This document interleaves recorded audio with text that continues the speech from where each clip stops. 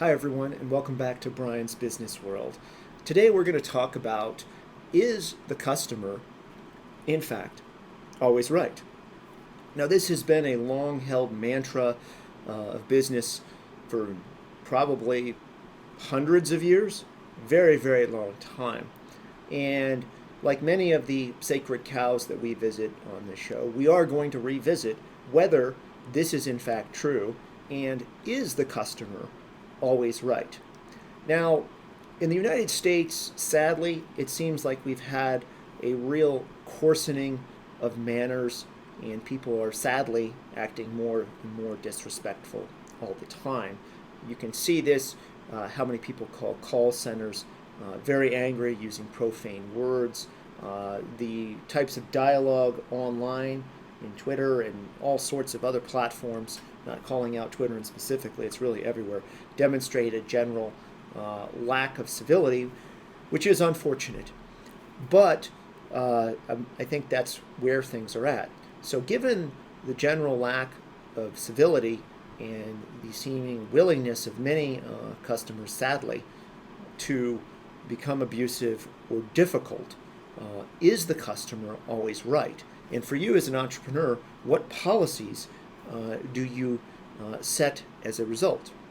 Let's do a thought experiment, which is going forward, or rather thinking that the customer is always right. That means, as a result, that you have to always believe the customer over any of your internal people. So no matter how rude, nasty, or abusive the customer is to any of your internal team members, employees, you have to side with the customer. Now, if you're an entrepreneur, that should make you feel uncomfortable. That means you're giving a third-party person, someone you don't work with every day and perhaps even know quite a lot about, preference over a dedicated, long-standing, and perhaps very loyal employee.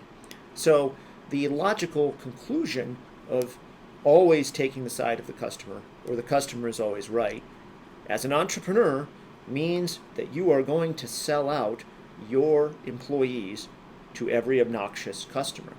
Now, if that makes you uncomfortable, it should. That's not likely a very good policy to have, yet you hear it repeated over and over and over again, the customer is always right. So I would propose that you look at it from a slightly different way, that you create a policy, perhaps we can call it, the customer is mostly right most of the time. I think as an entrepreneur in today's world, you do need to set parameters and boundaries on how customers treat your staff and treat your employees. It's very interesting that I've seen very few businesses where the employees actually treat the customers poorly. Maybe decades ago, but with all the emphasis on service in today's world and all the competition, it really doesn't seem like there's much danger of employees treating customers rudely or badly. And maybe that's where the advice came from, the customer is always right, back from the old days where maybe customers weren't treated so well.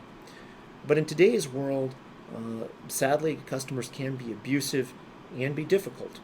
And I think that as an entrepreneur, you really have to look at setting some boundaries, setting some policies for when you're not going to deal with a customer, or candidly, when you fire a customer. Now, what are the advantages of that? One, your internal employees will see that you care about their welfare, that you're not just going to let them be punching bags for any irate customer. It will show them that you, quote, have their back, unquote, and care about them. Now, you might be thinking, well, I can't afford to lose any customers, Bryan.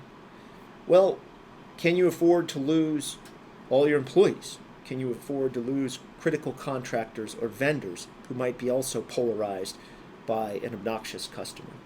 So the question for you entrepreneurs is it worth it? Is it worth to have a obnoxious customer that is polarizing to everybody, that is damaging your company's morale, and is actually making you look like an ineffectual and weak leader because you're just taking it from this difficult customer again and again and again?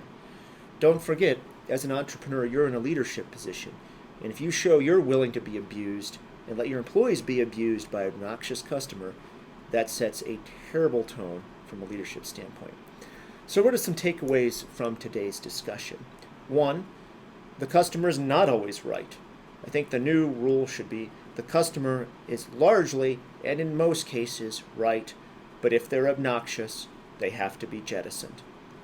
You need to do that as an entrepreneur to establish your leadership position and demonstrate that A, you care about your employees, and B, you're a strong enough leader that you can say no to an obnoxious customer.